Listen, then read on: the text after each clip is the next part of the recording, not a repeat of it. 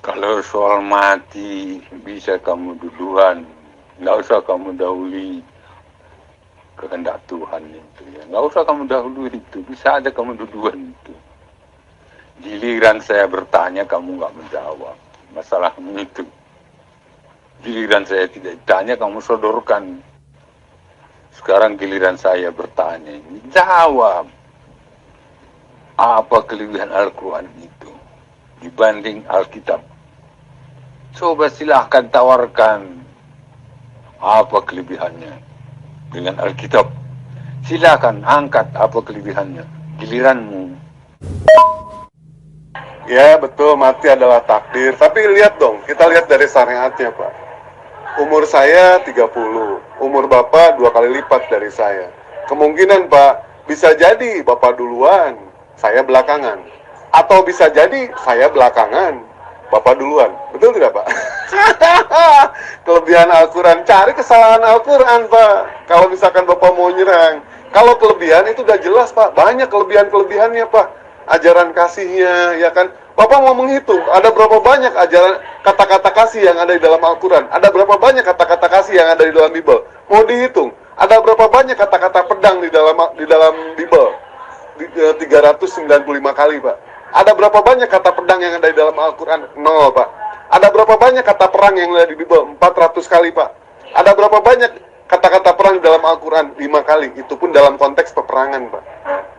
Mau kelebihan apa lagi Pak? Ajaran kasih. Ajaran kasih apa yang diajarkan di dalam ajaran agama Kristen tidak diajarkan di dalam ajaran agama manapun juga? Ada nggak ajaran kasihnya? Hanya bilang kasihilah Tuhanmu, kasihilah sesamamu. Semua pun mengajarkan seperti itu Pak. Jangankan orang yang beragama, ateis sekalipun, agnostik sekalipun, mereka pun menyayangi sama yang namanya sesama. Itu udah sifat natural Pak. Nah, ajaran itu ajaran umum. Nah, yang saya tanyakan di sini, Bapak kan mau nanya kelebihan. Ajaran kasih apa yang ditanamkan di dalam Kristen tidak ada di dalam ajaran agama manapun juga. Kalau saya bisa memaparkan Pak satu-satu. Maka pernyataan kasihmu itu 600 tahun ketinggalan. Sudah 600 tahun ketinggalan informasimu, itu masalahmu. Kamu angkat-angkat lagi Quran, informasinya tentang kasih itu 600 tahun ketinggalan. Jangan yang ketinggalan, yang maju angkat. Ya, makanya kan diangkat akan hal ini Pak ya. Andaikan Bible itu sempurna Pak, sempurna nih ya, Al-Quran itu nggak usah turun Pak. Mau ngapain Al-Quran turun? Kalau Bible itu sudah sempurna. Ternyata Bible itu acak-acakan, karangan, buatan manusia. Allah itu maha tahu Pak. Makanya diturunkanlah Al-Quran yang dijaga kemurnian dan keasliannya sampai hari kiamat Pak. Itu. Dan kalau misalkan Bapak masih mengimani Bible, ya itu Bapak salah. Bible itu karangan manusia.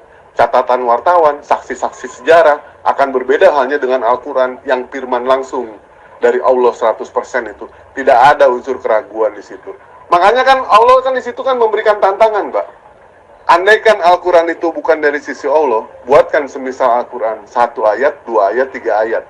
Silakan, tantangan itu masih berlaku Pak sampai hari kiamat.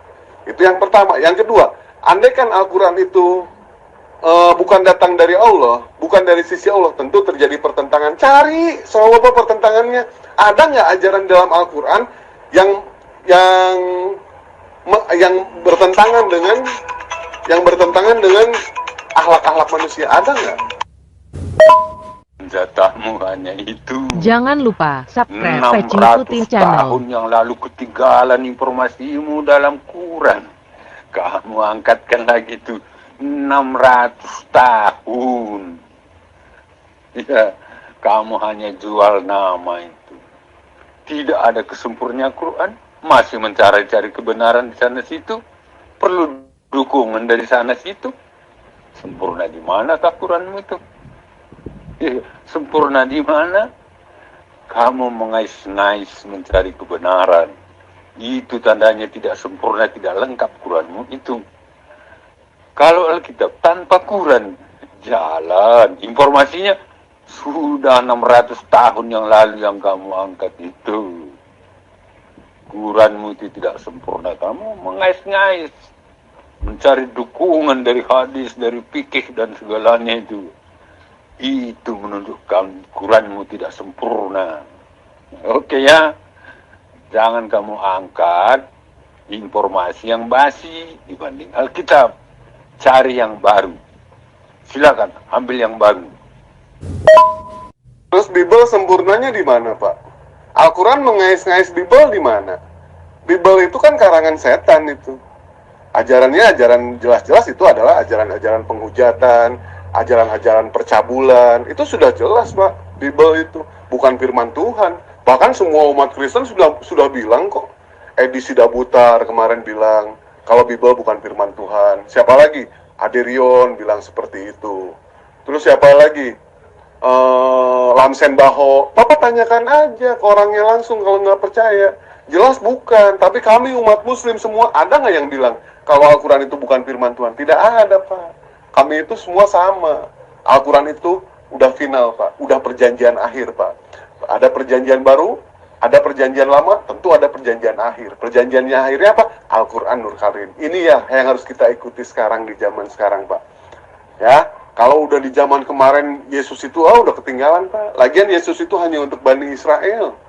Tidak seperti Al-Quran. Ya ayuhan nas, wahai seluruh umat manusia. Tuh, diserukan seperti itu. Kalau Bible kan beritakanlah seluruh Injil kepada makhluk, bukan hanya manusia, Pak. Ke eceng gondok, ke badak, ke gajah, ke semut, ke cacing, ke kuntilanak, ke jin. Iya, kalau Al-Quran jelas buat manusia. Siapa aja manusia? Yang merasa dirinya manusia aja. Kalau Bapak tidak merasa manusia, ya berarti nggak usah beriman. Gampang, Pak. Itu mulutmu aja yang ngoceh, nggak laku. Sama sekali ocehanmu tidak laku. Al-Quran itu sudah ketinggalan 600 tahun yang lalu. Kamu mau kemana? Kamu lari. Hal yang baru nggak bisa kamu angkatkan satu pun. Kesempurnaan Quran juga tidak bisa kamu pertanggungjawabkan. Perlu mengais-ngais, perlu dukungan hadis, perlu dukungan fikih. Semuanya menunjukkan ketidaksempurnaan. Iya kan? Alkitab tanpa Quran, tanpa fikih, tanpa hadis tidak perlu. Dia berdiri sendiri. Jalan keselamatan telah ditawarkan. Angkat apa yang baru, yang tidak ada dalam Alkitab. Itu baru saya kagum. Silakan kamu mengais dalam Al-Quran. Apa yang baru, jangan ada yang dalam Alkitab. Tidak laku itu. Silakan. Oh, jadi yang sempurna Bible, Pak. Ya. Allah Subhanahu wa Ta'ala, Pak, Tuhan alam semesta, tidak pernah menurunkan kitab suci kepada Bani Katolik ataupun Bani Protestan. Kristen itu pencuri kitab Taurat. Itu pencuri, dicuri. Andaikan dia tidak mencuri kitab Taurat, Kristen itu nggak punya kitab suci, bos. Jelas banget di situ. Di mananya Al-Quran mengutip Bible? Di mananya Al-Quran mengutip kitab-kitab yang lain? Memang di situ ada dijelaskan seperti jangan makan babi. Itu mempertegas, Pak. Bukan mengutip, mempertegas dengan mengutip itu beda, Pak. Betul tidak? Nah sekarang ajaran Bapak udah jelas-jelas di imamat itu tidak diboleh gitu. Tidak boleh makan babi, masih makan babi juga. Jelas-jelas Bapak pencuri kitab Taurat. Udah mah mencuri, bukannya diamalkan, malah ditentang juga. Nah inilah umat pendompleng seperti Bapak gini. Silahkan mulutmu ngomong apapun. Kami memakai perjanjian lama. Apalagi perjanjian baru, memakai. Kamu juga mencuri Al-Quran dari Arab. Apa kamu punya orang Indonesia? Kamu juga pencuri. Tidak pernah diturunkan Quran untuk Indonesia. Kamu mencuri juga kan? Udah tidur aja kamu. Jangan lupa subscribe Peci Putih Channel. Oh iyalah, Bapak pencuri kitab Taurat umat Yahudi. Itu sudah jelas. Mestinya Pak ya, saran saya Pak, kalau Bapak itu mencuri kitab, udah jelas-jelas Bapak itu nyolong gitu, umat Kristen itu. Mestinya diamalkan. Boleh nyolong tapi diamalkan, jangan ditentang. Nggak boleh ditentang. Kalau Al-Quran mengutip dari mana? Al-Quran mencuri dari mana? Saya mencuri dari Arab dari mana? Baginda Nabi Muhammad bersama sahabat-sahabatnya, semua itu menyampaikan, Pak. Menyampaikan. Betul tidak? Sama halnya dengan Bapak. Apa di Indonesia ada Nabi Kristen? Ada nggak di Indonesia? Bapak juga kan ngambilnya dari Yunani itu. Dari orang Yunani. Mencuri nggak? Mencuri juga, begitu maksudnya. Picik amat pikiran Bapak seperti itu. Makanya Pak ya, saya mengatakan kepada umat Kristen sering beberapa kali Pak ya, kalau misalkan Bible itu memang jelas nyata bukan firman Tuhan. Umat Kristen sendiri yang bilang seperti itu. Bahkan Erben mengakui kalau itu adalah surat-surat Paulus. Apakah pantas surat untuk diimani? Apa pantas surat itu dimasukkan ke dalam kitab suci? Surat itu dikoleksi, bukan untuk diimani. Nah itu yang benar. Cerdas sedikit, kenapa Pak? Kamu juga nyolong mencuri, sama aja itu kalau hanya bahasamu seperti itu. Apa kamu yang punya Quran itu? Orang Arab itu kan tidak diturunkan untuk bapakmu, apalagi untuk kamu. Nyolong, pencuri juga kamu semua gitu. Hanya untuk orang Arab itu diturunkan. Udah ya, Ustadz Zulkifli. Tahu kamu, kenal nggak kamu Ustadz Zulkifli? Dia mengais-ngais dalam Bible itu, mencari legitimasi tentang Isra Mi'raj. Itu buktinya bahwa Quran itu tidak sempurna. Maka Ustadzmu Sirajamu Zulkifli mengais-ngais mencari kebenaran, mencari dukungan dari Bible itu. Dia mencari dukungan lagi ke Matius 12 ayat 42. Mentah, saya bikin mentah. Tidak ada dukungan. Itu ya. Jonathan mencari kebenaran lagi. Tidak ada semuanya pun itu. Tapi silahkan mengais-ngais untuk menyempurnakan Quranmu. Ya, tujuanmu itu hanya menyempurnakan atau membenarkan Quran dengan mencari kesalahan Alkitab. Hanya itu, sebatas itu. Kalau tidak sebatas itu, di manakah Quranmu yang terbaiknya yang tidak ada dalam Alkitab? Kamu tidak jawab. Tidur aja kamu.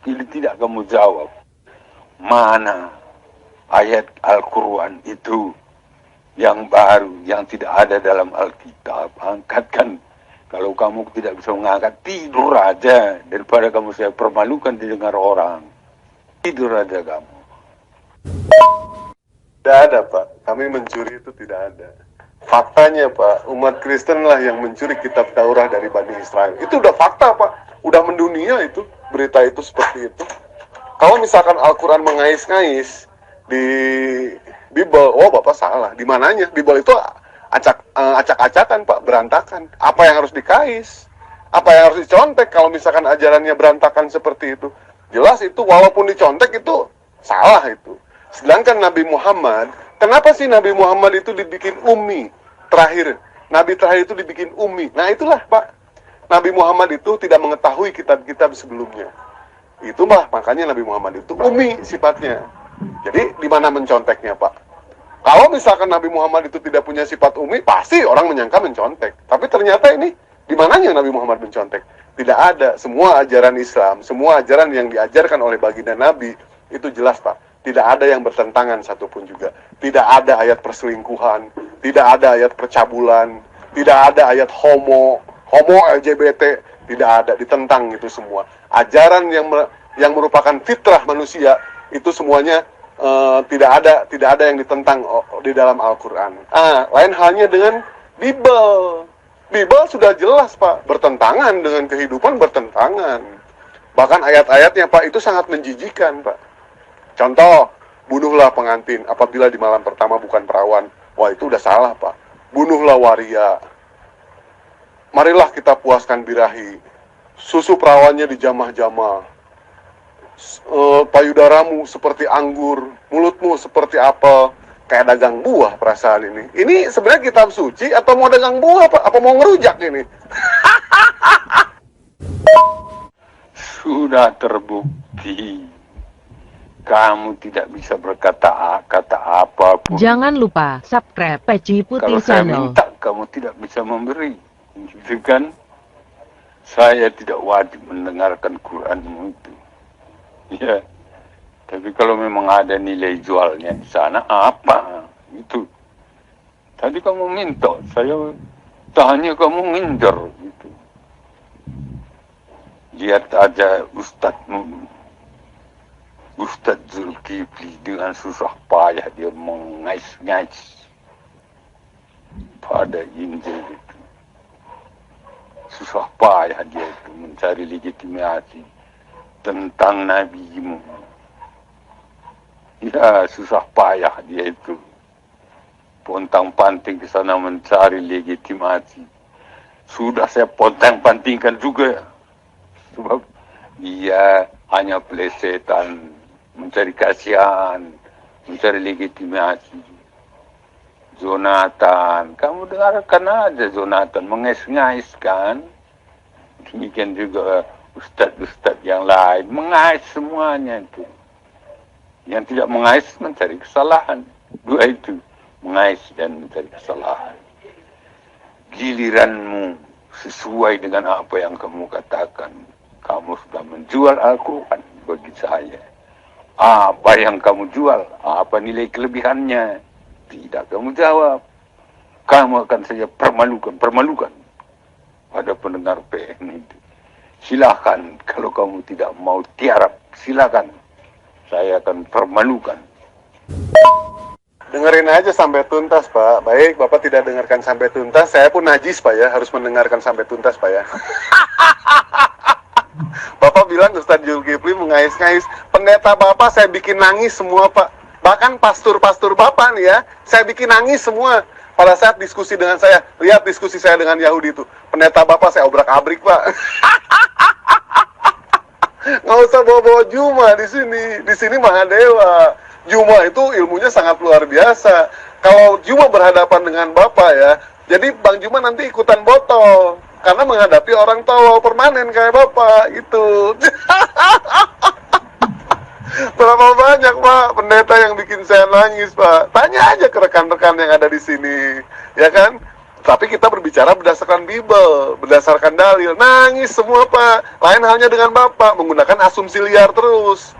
Asumsi liar. Kalau kami umat muslim tidak berani yang namanya mengedepankan Al-Quran, tidak berani kami. Kami itu harus sesuai dengan Al-Quran. Lain halnya dengan Bapak, begitu beraninya gitu kan.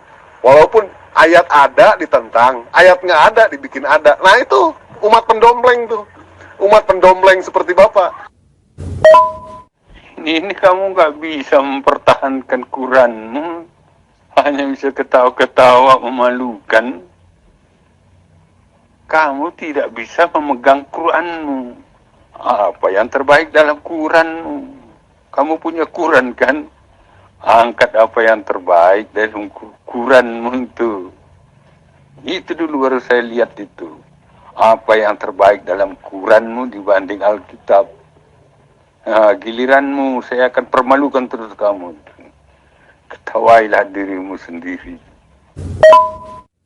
Bapak juga tidak bisa mempertahankan yang namanya Bapak justru yang salah di sini mempertahankan Bible. Itu salah, Pak.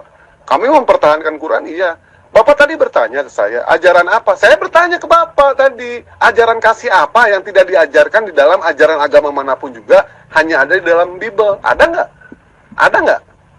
Nggak ada kan? Ya, semua sama kan, sifatnya natural. Tapi di Islam kami sudah jelas. Sudah jelas ajaran kami itu. Kami semua diajarkan. Dari mulai kami bangun tidur, sampai kami tidur lagi, semua kami diatur, Pak. Dari mulai kami dilahirkan sampai kami meninggal, semua diatur. Diatur oleh baginda Nabi. Kenapa? Allah berpesan, taatilah Rasulmu. Ikuti Nabi, Bu. Nabi. Nah, bukan hanya Nabi Muhammad yang kita ikuti, tapi semua para Nabi. Salah satunya siapa? Nabi Isa alaihissalam. Itu ajaran kasih. Nah, ajaran kasih kami. Pada saat agama kami dihina, Pak. Allah kami dihina. Kami marah. Itu ajaran kasih, Pak. Tapi lihat, Bapak. Pada saat Tuhan Bapak digebugin, Tuhan Bapak diludahin, Tuhan Bapak diinjak-injak, bahkan Tuhan Bapak dibunuh sekalipun di tiang salib, Bapak malah nyanyi-nyanyi. Itu ajaran kasih, seperti itu. Bedakan Pak di situ ajaran kasih sama ajaran yang tidak kasih. Bedakan. Bapak juga ajaran kasih, tapi kasih tak sampai. Ada banyak yang tidak diajarkan oleh agama manapun. Banyak ayatnya. Quran itu kan hanya nyontoh itu, atau memberitakan berita-berita usang yang ada dalam Alkitab. Itu pun merasa jago dia itu. Berita usang diangkat dalam Quran. Kamu tahu nggak kelebihannya? Saya kutip beberapa ayat kelebihannya yang tidak ada di mana pun, apalagi di Quran pasti tidak ada. Berdoalah untuk musuh-musuhmu. Ya kan? Itulah kasih sejati. Ya, kalau orang menampar pipi kananmu, berikan juga pipi kirimu. Dalam perumpamaan. Tidak mungkin ada dalam Quran. Ya, tidak mungkin. Lalu Yesus akan menderita. Mana ada ajaran ramalan Yesus menderita? Quran hanya ada berpoligami. Itu ada. Angkat salah satu aja dulu. Kamu jual nilai Al-Quranmu itu. Apa yang terbaiknya di sana? Kamu tadi sudah menantang itu. Giliran saya tidak butuh, kamu sodorkan. Giliran saya bertanya, kamu menghindar. Di manakah kamu itu? Di mana kamu itu? Supaya didengarkan oleh pemirsa kita di sini. Udah nyata kan? Tidak satu pun bisa kamu angkat apa yang terbaik dalam Quran itu. Selain poligami. Itu. Apakah itu yang terbaiknya berpoligami? Silakan berpoligami. Ya betul, berdoa kepada musuh-musuhmu. Kami juga sama Pak. Kami juga selalu berdoa kepada musuh-musuh kami Pak. Untuk apa? Supaya mereka itu sadar. Tetapi dalam peperangan, kita tidak bisa seperti itu. Kalau misalkan tampar kaki kiri, dikasih pipi kanan, itu suatu ajaran sesat, Pak. Ketika anak bapak saya perkosa, apa bapak mau besoknya menyerahkan ibu bapak ke saya? Apa besoknya bapak mau menyerahkan istri bapak ke saya untuk diperkosa lagi? Oh tidak Pak, itulah ajaran sungsang Pak. Ajaran kasih diterapkan seperti itu, kacau Pak dunia Pak, berantakan dunia. Benar itu, bukannya saya bohong. Jadi kita menyayangi musuh, setuju kita menyayangi musuh, tapi musuh yang bagaimana dulu? Allah Subhanahu wa Ta'ala menciptakan makhluknya. Yang pertama ada untuk dijadikan saudara, itu adalah tentu adalah teman kami semuslim. Kedua, ada ciptaan Allah yang harus kita hindari. Contohnya apa? Babi, sudah jelas itu Pak. Dan ada ciptaan Allah yang wajib kita musuhi. Siapa? Iblis berikut antek-anteknya. Lain halnya dengan Bapak. Pada saat kemarin saya bercakap-cakap dengan Lamsen Baho, kasihilah musuhmu. Ternyata iblis pun dikasihi. Kata Pak Lamsen, kita pun harus mengasihi iblis. Itu kata Pak Lamsen, bukan kata saya. Oh, kalau Bapak mengasihi, umat Kristen mengasihi iblis, Bapak sama-sama di ruangan VIP itu. Satu gerbong rame-rame di jahanam tuh. Iblis itu buat dimusuhi Pak, bukan buat dikasihi. Salah kalau seperti itu. Tanya sama Pak Lamsen. Nah sekarang Bapak bilang, apabila dia menampar pipi kiri, berikan pipi kanan. Kalau misalkan saya memperkosa anak Bapak, apa yang mau Bapak lakukan? Saya pengen nanya, saya pribadi memperkosa anak Bapak, apa yang mau Bapak lakukan? Kamu telah menjelaskan bahwa Muhammad tidak ada dalam Quran itu. Kasihan benar. Muhammad tidak ada dalam Quran. Kamu sengaja itu tidak membukakan hal itu. Hanya dalam hadis. Itu kan ya. Hadis itu adalah karangan manusia seperti kata Muhammad Kace. Kamu sendiri membuka tabir keaiban Muhammad tidak ada dalam Quran. Kamu ngomong, ya, enggak ada perkataan Muhammad.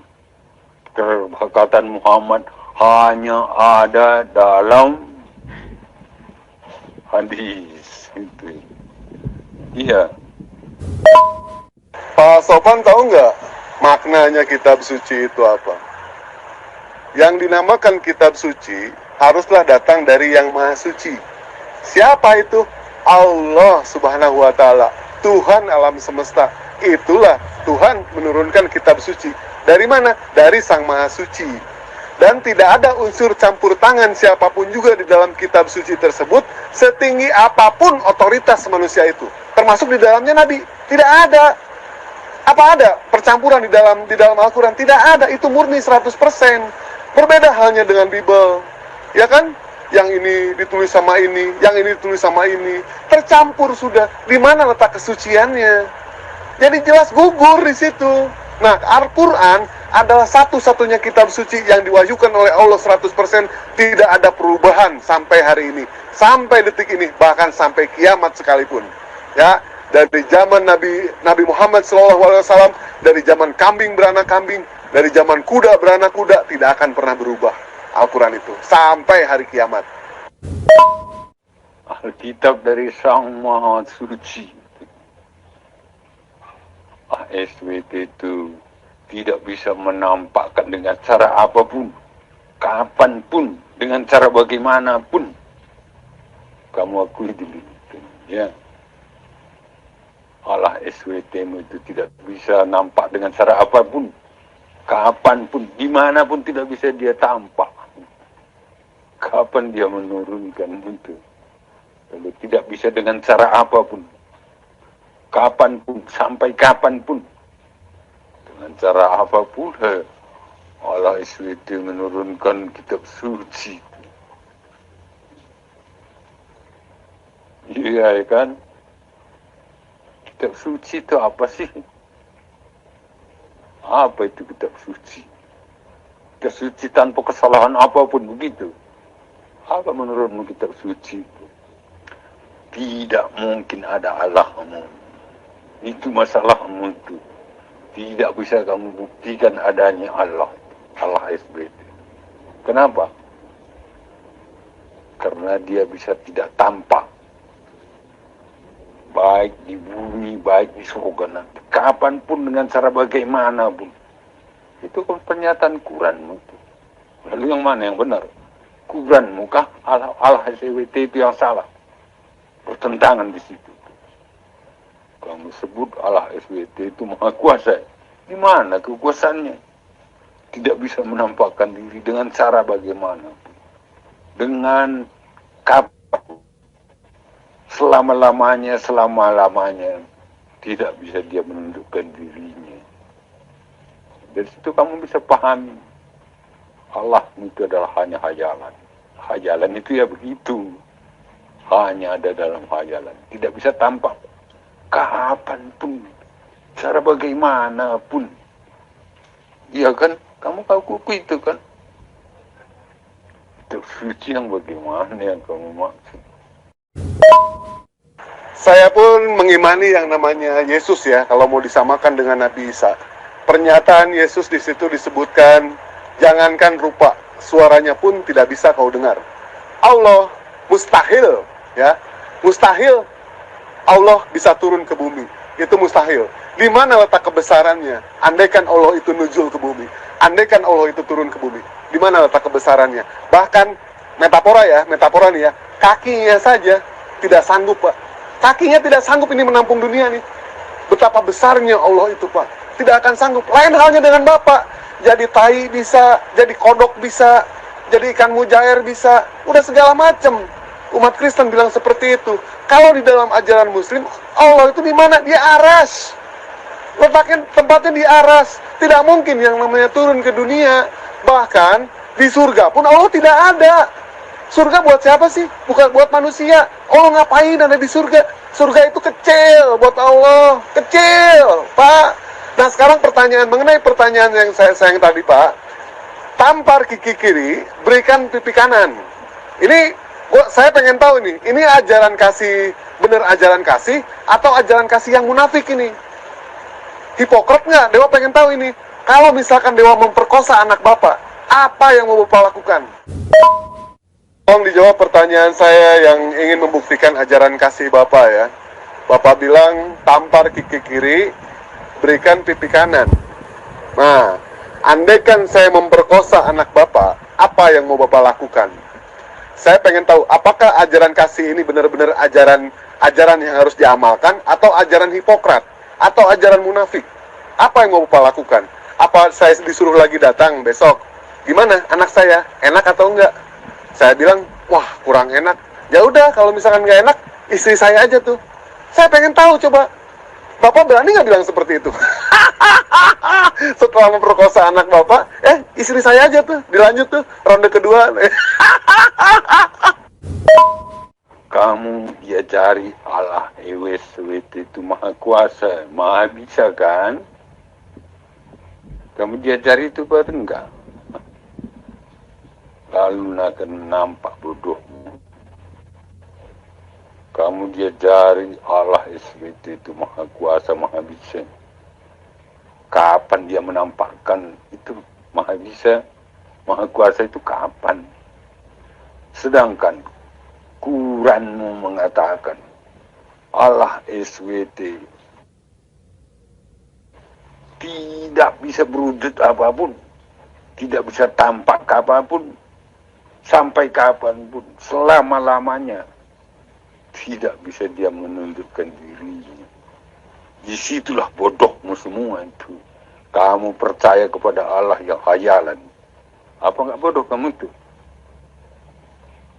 Kapan kamu bisa tahu Allah itu ada itu? Kapan? Di bumi tidak ada, di surga nanti tambah tidak ada. Apa yang kamu harapkan? Kan hanya kebodohan itu kan. Hanya kebodohan. Itu yang kamu minta. Hanyalah kebodohan. Allah SWT itu, kata Al-Quran, tidak bisa berwujud apapun. Serupa apapun tidak bisa. Kapanpun, dengan cara bagaimanapun, selama-lamanya tidak bisa. Apakah Quranmu yang salah? Atau Allahmu yang tidak maha kuasa? Ya, kamu pintar apa bodoh?